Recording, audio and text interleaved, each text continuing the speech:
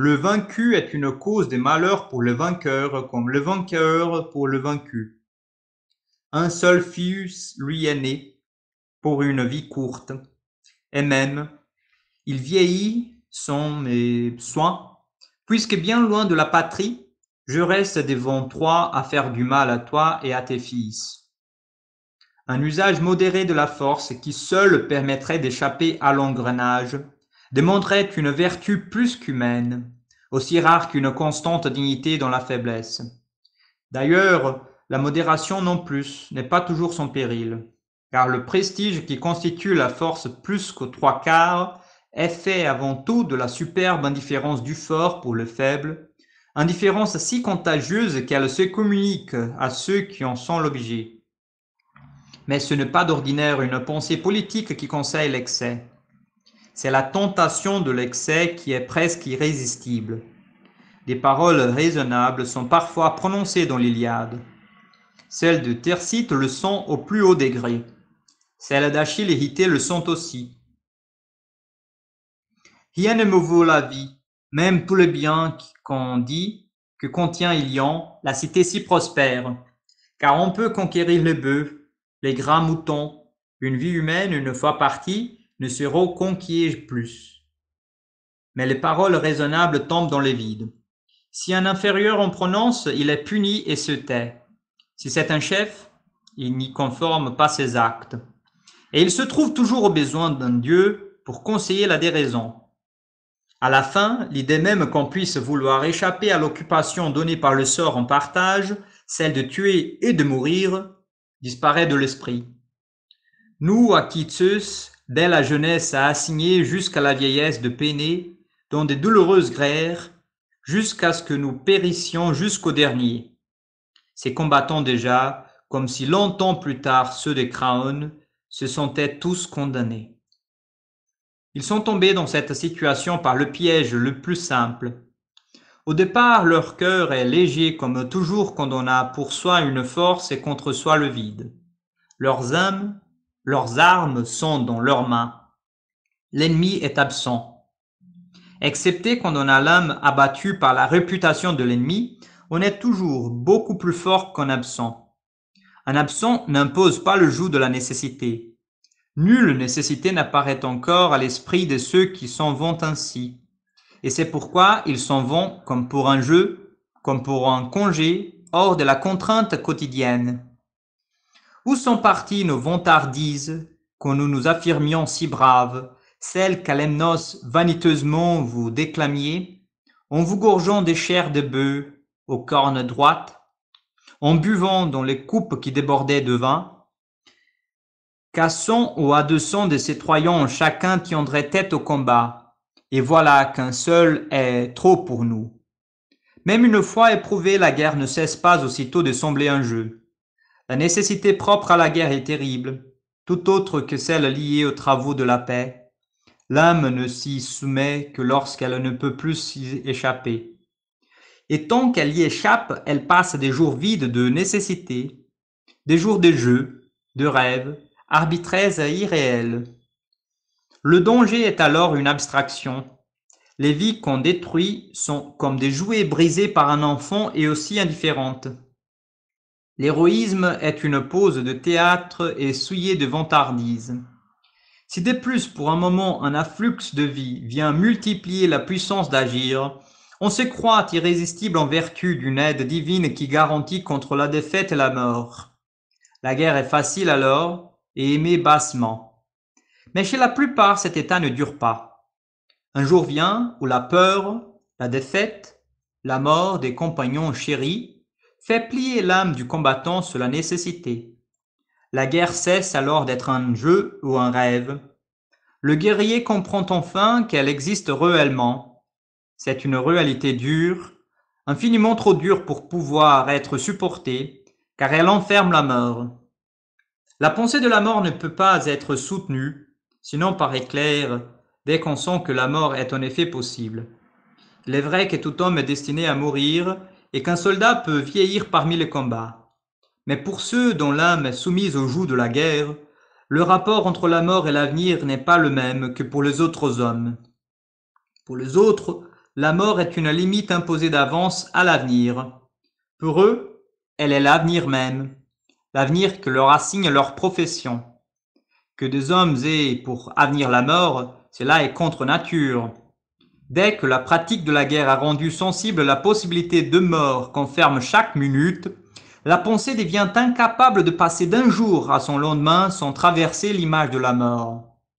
L'esprit est alors tendu comme il ne peut souffrir de l'être que peu de temps. Mais chaque aube nouvelle amène la même nécessité. Les jours ajoutés aux jours font des années. L'âme souffre violence tout le jour. Chaque matin, l'âme se mutile de toute aspiration parce que la pensée ne peut pas voyager dans le temps sans passer par la mort. Ainsi la guerre efface toute idée de but, même l'idée de but de la guerre. Elle efface la pensée même de mettre fin à la guerre. La possibilité d'une situation si violente est inconcevable tant qu'on n'y est pas. La fin en est inconcevable quand on y est. Ainsi l'on ne fait rien pour amener cette fin. Les bras ne peuvent pas cesser de tenir et de manier les armes en présence d'un ennemi armé. L'esprit devrait combiner pour trouver une issue. Il a perdu toute capacité de rien combiner à cet effet. Il est occupé tout entier à se faire violence. Toujours parmi les hommes, qu'il s'agisse de servitude ou de guerre, les malheurs intolérables durent par leur propre poids et semblent ainsi du dehors faciles à porter. Ils durent parce qu'ils ôtent les ressources nécessaires pour en sortir. Néanmoins, l'âme soumise à la guerre crie vers la délivrance. Mais la délivrance même lui apparaît sous une forme tragique, extrême, sous la forme de la destruction. Une fin modérée, raisonnable, laisserait à nu pour la pensée un malheur si violent qui ne peut être soutenu même comme souvenir. La terreur, la douleur, l'épuisement, les massacres, les compagnons détruits, on ne croit pas que toutes ces choses puissent cesser de mordre l'âme si l'ivresse de la force n'est venue le noyer. L'idée qu'un effort sans limite pourrait n'avoir apporté qu'un profit nul ou limité fait mal. Quoi? Laissera-t-on Priam les Troyens se vanter de l'Argienne Hélène, elle pour qui tant de Grecs devant Troie ont péri loin de la terre natale? Quoi? Tu désires que la cité de Troie aux larges rues, nous la laissions pour qui nous avons souffert tant de misère? Qu'importe Hélène à Ulysse, qu'importe même Troie, pleine de richesses qui ne compenseront pas la ruine d'Ithaque. Troie et Hélène importent seulement comme cause du sang et des larmes des Grecs. C'est en s'en rendant maître qu'on peut se rendre maître de souvenirs affreux. L'âme que l'existence d'un ennemi a contrainte de détruire en soi ce qui y avait mis la nature, ne croit pouvoir se guérir que par la destruction de l'ennemi. En même temps, la mort des compagnons bien-aimés suscite une sombre émulation de mourir. Ah, mourir tout de suite, si mon ami a dû succomber sans mon aide. Bien loin de la patrie, il a péri, et il ne m'a pas eu pour écarter la mort. Maintenant je pars pour retrouver le meurtrier d'une tête si chère, Hector. La mort, je la recevrai au moment où Zeus voudra l'accomplir, et tous les autres dieux. Le même désespoir alors pousse à périr et à tuer. Je le sais bien, que mon destin est de périr ici, loin de mon père et de ma mère aimée, mais cependant je ne cesserai que les Troyens n'aient eu leur sou de guerre. L'homme habité par ce double besoin de mort appartient, tant qu'il n'est pas devenu autre, à une race différente de la race des vivants. Quel écho peut trouver dans de tels cœurs la timide aspiration de la vie, qu'on les vaincus supplie qu'on lui permette de voir encore le jour? Déjà la possession des armes d'un côté, la privation des armes de l'autre, ôtent à une vie menacée presque toute importance. Et comment celui qui a détruit en lui-même la pensée que voir la lumière est doux, la respecterait-il dans cette plainte humble et vaine? Je suis à tes genoux, Achille. Aie égard à moi, aie pitié. Je suis là comme un suppliant au fils de Zeus digne d'égard, car chez toi, le premier, j'ai mangé le pain de Déméter, ce jour où tu m'as pris dans mon verger bien cultivé. et tu m'as vendu, mon envoyant loin de mon père et des miens, à Lemnos sainte. On t'a donné pour moi une hécatombe. Je fus racheté pour 3 fois plus. Cette aurore est pour moi aujourd'hui la 12e depuis que je suis revenu dans Ilion, après tant de douleurs. Me voici encore entre tes mains par un destin funeste. Je dois être odieux à Zeus le Père qui de nouveau me livre à toi. Pour peu des vies ma mère m'a enfanté, Laotoé, fille du vieillard Altos. Quelle réponse accueille ce faible espoir? Allons, ami, meurs aussi, toi. Pourquoi te plains-tu tellement? Il est mort aussi, Patrocle, et il valait bien mieux que toi. Et moi, ne vois-tu pas comme je suis beau et grand? Je suis de noble race, une déesse est ma mère. Mais aussi sur moi sont la mort et la dure destinée. Ce sera l'aurore ou le soir, ou le milieu du jour, lorsqu'à moi aussi par les armes on arrachera la vie. Il faut, pour respecter la vie en autrui, quand on a dû se mutiler soi-même de toute aspiration à vivre, un effort de générosité a brisé le cœur. On ne peut supposer aucun des guerriers d'Homère capable d'un tel effort, sinon peut-être celui qui, d'une certaine manière, se trouve au centre du poème, Patrocle, qui sut être doux envers tous, et dont l'Iliade ne commet rien de brutal ou de cruel. Mais combien connaissons-nous d'hommes en plusieurs milliers d'années d'histoire qui aient fait preuve d'une si divine générosité? Il est douteux qu'on puisse en nommer 2 ou 3. Faute de cette générosité, le soldat vainqueur est comme un fléau de la nature. Possédé par la guerre, il est autant que l'esclave, bien que d'une manière tout autre devenu une chose, et les paroles sont sans pouvoir sur lui comme sur la matière. L'un et l'autre, au contact de la force, en subissent l'effet infaillible, qui est de rendre ceux qu'elles touchent, ou muets, ou sourds. Telle est la nature de la force. Le pouvoir qu'elle possède de transformer les hommes en choses est double et s'exerce de 2 côtés.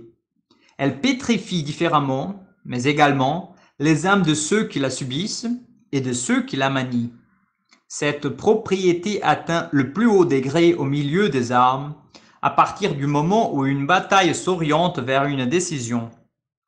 Les batailles ne se décident pas entre hommes qui calculent, combinent, prennent une résolution et l'exécutent, mais entre hommes dépouillés de ses facultés, transformés, tombés au rang soit de la matière inerte qui n'est pas que passivité, soit des forces aveugles qui ne sont qu'élan.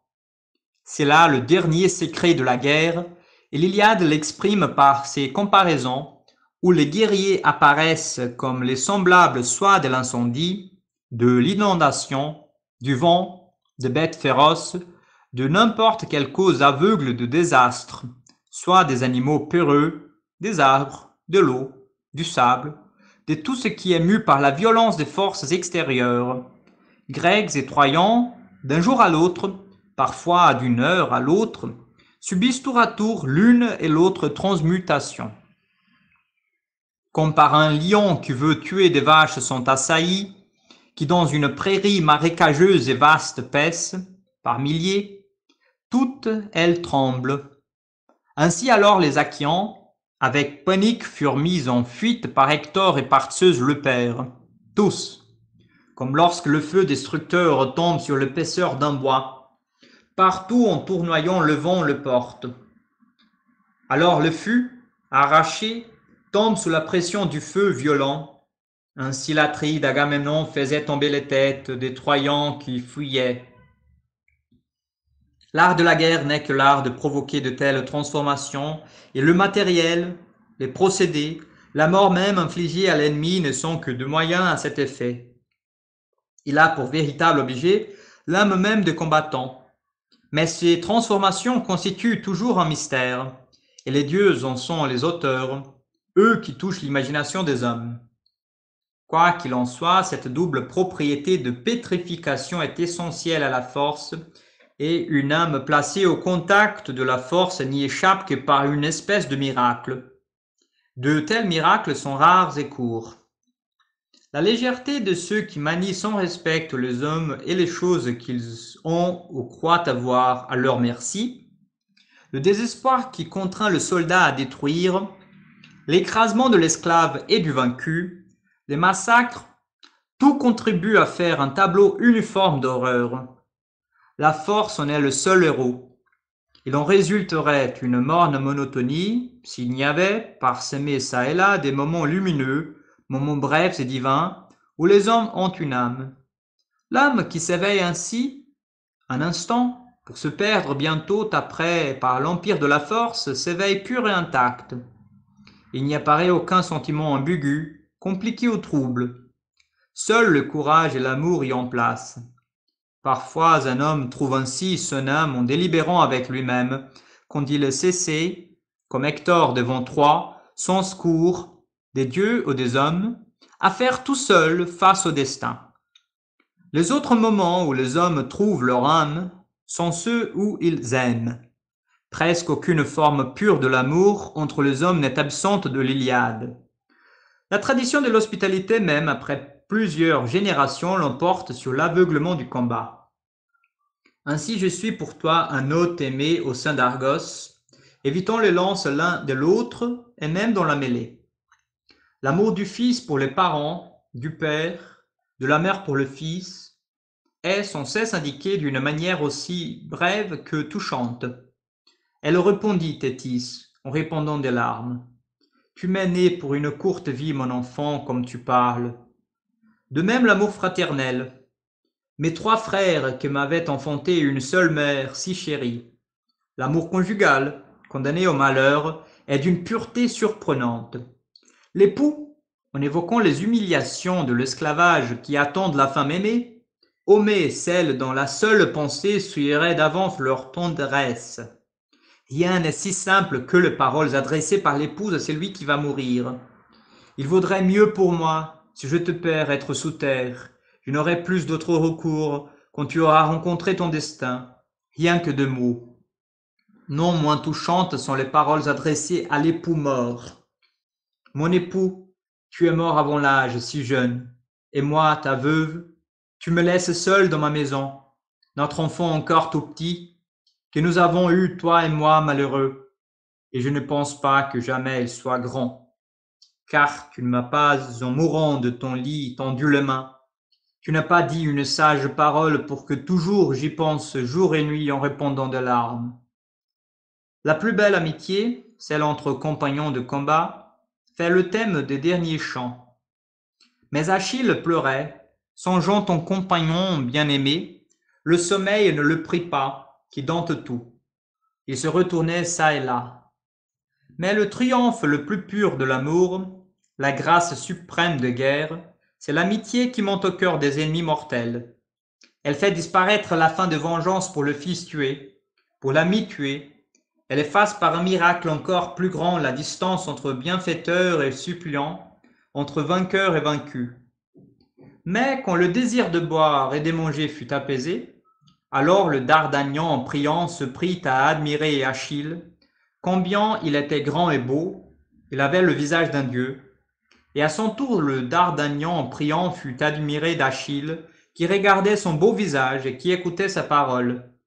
Et lorsqu'ils se furent rassasiés de s'être contemplés l'un l'autre, ces moments de grâce sont rares dans l'Iliade, mais ils suffisent pour faire sentir avec un extrême regret ce que la violence fait et fera périr.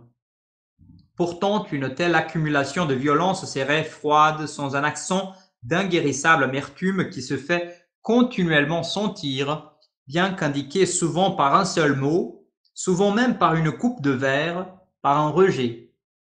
C'est par là que l'Iliade est une chose unique, par cette amertume qui procède de la tendresse et qui s'étend sur tous les humains, égale comme la clarté du soleil. Jamais le temps ne cesse d'être imprégné d'amertume, jamais non plus il ne s'abaisse à la plainte. La justice et l'amour, qui ne peuvent guère avoir de place dans ce tableau d'extrême et d'injuste violence, le baignent de leur lumière sans jamais être sensibles autrement que par l'accent. Rien de précieux, destiné au nom à périr, n'est méprisé. La misère de tous est exposée sans dissimulation ni dédain. Aucun homme n'est placé au-dessus ou au-dessous de la condition commune à tous les hommes. Tout ce qui est détruit est regretté. Vainqueurs et vaincus sont également proches, sont au même titre les semblables du poète et de l'auditeur. S'il y a une différence, c'est que le malheur des ennemis est peut-être ressenti plus douloureusement. Ainsi il tomba là, endormi par un sommeil d'airain, le malheureux, loin de son épouse, en défendant les siens. Quel accent pour évoquer le sort de l'adolescent vendu par Achille à Lemnos. Un jour il réjouit son cœur parmi ceux qu'il aimait, et venant de Lemnos. Le 12e de nouveau aux mains d'Achille, Dieu l'a livré, lui qui devait l'envoyer chez Hadès, quoiqu'il ne voulut pas partir.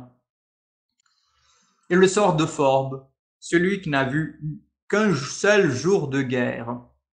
Le sang trompe ses cheveux à ceux des grâces pareilles. Quand on pleure Hector, gardien des épouses chastes et des petits-enfants.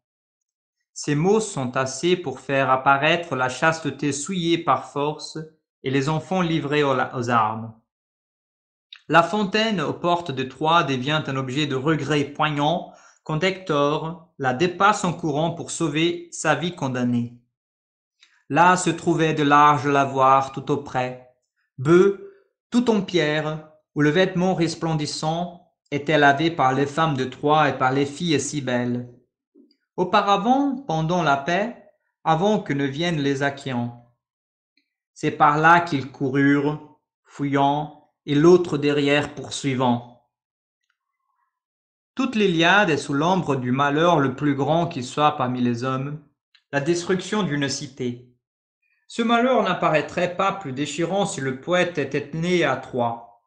Mais le temps n'est pas différent quand il s'agit des Achaéens qui périssent bien loin de la patrie. Les brèves évocations du monde de la paix font mal, tant cette autre vie, cette vie des vivants, apparaît calme et pleine. Tant que ce fut l'aurore et que le jour monta, des deux côtés les traits portèrent, les hommes tombèrent. Mais à l'heure même où le bûcheron va préparer son repas, dans les vallons des montagnes, lorsque ses bras sont rassasiés, de couper les grands arbres, et qu'un dégoût lui monte au cœur, et que le désir de la douce nourriture le saisit en entrailles, à cette heure, par leur valeur, les Danéens rompirent le front. Tout ce qui est absent de la guerre, tout ce que la guerre détruit ou menace est enveloppé de poésie dans l'Iliade. Les faits de guerre ne le sont jamais. Le passage de la vie à la mort n'est voilé par aucune réticence. Alors sautèrent ses dents, il vint des deux côtés, du son aux yeux. Le son que par les lèvres et les narines, il rondait, bouche ouverte, la mort de son noir nuage l'enveloppa. La froide brutalité des faits de guerre n'est déguisée par rien, parce que ni vainqueurs ni vaincus ne sont admirés, méprisés ni haïs. Le destin et les dieux décident presque toujours du sort changeant des combats, dans les limites assignées par le destin. Les dieux disposent souverainement de la victoire et de la défaite. C'est toujours eux qui provoquent les folies et les trahisons par lesquelles la paix est chaque fois empêchée. La guerre est leur affaire propre. Ils n'ont pour mobile que le caprice et la malice. Quant aux guerriers, les comparaisons qui les font apparaître, vainqueurs ou vaincus, comme des bêtes ou des choses ne peuvent faire éprouver ni admiration ni mépris, mais seulement le regret que les hommes puissent être ainsi transformés. L'extraordinaire équité qui inspire l'Iliade a peut-être des exemples inconnus de nous, mais n'a pas eu d'imitateurs. C'est à peine si l'on sent que le poète est grec et non troyen. Le ton du poème semble porter directement témoignage de l'origine des parties les plus anciennes. L'histoire ne nous donnera peut-être jamais là-dessus de clarté. Si l'on croit avec Thucydide que 80 ans après la destruction de Troie, les Achaéens souffrirent à leur tour une conquête, on peut se demander si ces chants, où le fer n'est que rarement nommé, ne sont pas des chants de ces vaincus dont certains peut-être s'exilèrent, contraints de vivre et de mourir bien loin de la patrie, comme les Grecs tombés devant Troie, ayant comme les Troyens perdu leur cité, ils se retrouvaient eux-mêmes aussi bien dans le vainqueur, qui était leur père, que dans les vaincus, dont la misère ressemblait à la leur. La vérité de cette guerre encore proche pouvait leur apparaître à travers les années, n'étant voilée ni par l'ivresse de l'orgueil, ni par l'humiliation. Ils pouvaient se la représenter à la fois en vaincu et en vainqueur, et connaître ainsi ce que jamais vainqueur ni vaincu n'ont connu, étant les uns et les autres aveuglés. Ce n'est là qu'un rêve. On ne peut guère que rêver sur des temps si lointains. Quoi qu'il en soit, ce poème est une chose miraculeuse. L'amertume y porte sur la seule juste cause d'amertume, la subordination de l'âme humaine à la force, c'est-à-dire, en fin de compte, à la matière. Cette subordination est la même chez tout le mortel, quoique l'âme la porte diversement selon le degré de vertu. Nul dans l'Iliade n'y est soustrait, de même que nul n'y est soustrait sur terre. Nul de ceux qui y succombent n'est regardé de ce fait comme méprisable. Tout ce qui, à l'intérieur de l'âme et dans les relations humaines, échappe à l'empire de la force est aimé, mais aimé douloureusement, à cause du danger de destruction continuellement suspendu. Tel est l'esprit de la seule épopée véritable que possède l'Occident. L'Odyssée semble n'être qu'une excellente imitation, tantôt de l'Iliade, tantôt des poèmes orientaux. L'Énéide est une imitation qui, si brillante qu'elle soit, est déparée par la froideur, la déclamation et le mauvais goût. Les chansons de geste n'ont pas su atteindre la grandeur faute d'équité. La mort d'un ennemi n'est pas ressentie par l'auteur et par le lecteur, dans la chanson de Roland, comme la mort de Roland. La tragédie attique, du moins celle d'Échille et de Sophocle, est la vraie continuation de l'épopée. La pensée de la justice l'éclaire sans jamais y intervenir. La force y apparaît dans sa froide dureté, toujours accompagnée des effets funestes auxquels n'échappe ni celui qui en use ni celui qui la souffre. L'humiliation de l'âme sous la contrainte n'y est ni déguisée, ni enveloppée de pitié facile, ni proposée au mépris. Plus un être blessé par la dégradation du malheur y est offert à l'admiration.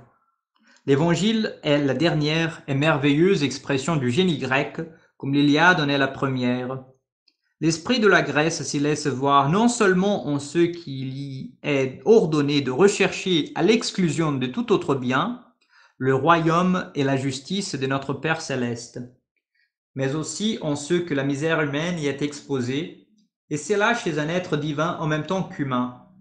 Les récits de la Passion montrent qu'un esprit divin, uni à la chair, est altéré par le malheur, tremble devant la souffrance et la mort, se sent au fond de la détresse, séparé des hommes et des dieux.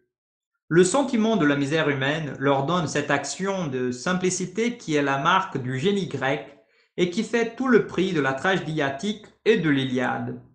Certaines paroles rendent un son étrangement voisin de celui de l'épopée, et l'adolescent troyen envoyé chez Hadès, quoiqu'il ne voulut pas partir, vient à la mémoire quand le Christ dit à Pierre « Un autre te scindra et te mènera où tu ne veux pas aller ». Cet accent n'est pas séparable de la pensée qui inspire l'Évangile, car le sentiment de la misère humaine est une condition de la justice et de l'amour. Celui qui ignore à quel point la fortune variable et la nécessité tiennent toute âme humaine sous leur dépendance ne peut pas regarder comme des semblables, ni aimer comme soi-même ceux que le hasard a séparés de lui par un abîme. La diversité des contraintes qui pèsent sur les hommes fait naître l'illusion qu'il y a parmi eux des espèces distinctes qui ne peuvent communiquer. Il n'est possible d'aimer et d'être juste que si l'on connaît l'empire de la force et si l'on sait ne pas le respecter. Les rapports de l'âme humaine et du destin, dans quelle mesure chacun modèle son propre sort, ceux qu'une impitoyable nécessité transforme dans une âme, quelle qu'elle soit au gré du sort variable, ceux qui par l'effet de la vertu et de la grâce peut rester intact, c'est une matière où le mensonge est facile et séduisant. L'orgueil, l'humiliation, la haine, le mépris, l'indifférence, le désir d'oublier ou d'ignorer, tout contribue à en donner la tentation. En particulier, rien n'est plus rare qu'une juste expression du malheur. On les peignant, enfin presque toujours de croire tantôt que la déchéance est une vocation innée du malheureux, tantôt qu'une âme peut porter le malheur sans en recevoir la marque, sans qu'il change toutes les pensées d'une manière qui n'appartient qu'à lui. Les Grecs, le plus souvent, eurent la force d'âme qui permet de ne pas se mentir. Ils en furent récompensés et surent atteindre en toute chose le plus haut degré de lucidité, de pureté et de simplicité. Mais l'esprit qui s'est transmis de l'Iliade à l'Évangile, en passant par les penseurs et les poètes tragiques, n'a guère franchi les limites de la civilisation grecque. Et depuis qu'on a détruit la Grèce, il n'en est resté que deux reflets. Les Romains et les Hébreux se sont crus les uns et les autres soustraits à la commune misère humaine, les premiers en tant que nation choisie par le destin pour être la maîtresse du monde, les seconds par la faveur de leur Dieu et dans la mesure exacte où ils lui obéissent. Les Romains méprisaient les étrangers, les ennemis, les vaincus, leurs sujets, leurs esclaves. Aussi n'ont-ils eu ni épopée ni tragédie. Ils remplaçaient les tragédies par les jeux des gladiateurs. Les Hébreux voyaient dans le malheur le signe du péché et par suite un motif légitime de mépris. Ils regardaient leurs ennemis vaincus comme étant en horreur à Dieu même et condamnés à expier des crimes, ce qui rendait la cruauté permise et même indispensable. Aussi, aucun texte de l'Ancien Testament ne rend-il un son comparable à celui de l'épopée grecque, sinon peut-être certaines parties du poème de Job. Romains et Hébreux ont été admirés, lus, imités dans les actes et les paroles, cités toutes les fois qu'il y avait lieu de justifier un crime pendant 20 siècles de christianisme. De plus, l'esprit de l'Évangile ne s'est pas transmis pur aux générations successives de chrétiens. Dès le premier temps, on a cru voir un signe de la grâce chez les martyrs, dans le fait de subir la souffrance et la mort avec joie. Comme si les effets de la grâce pouvaient aller plus loin chez les hommes que chez le Christ.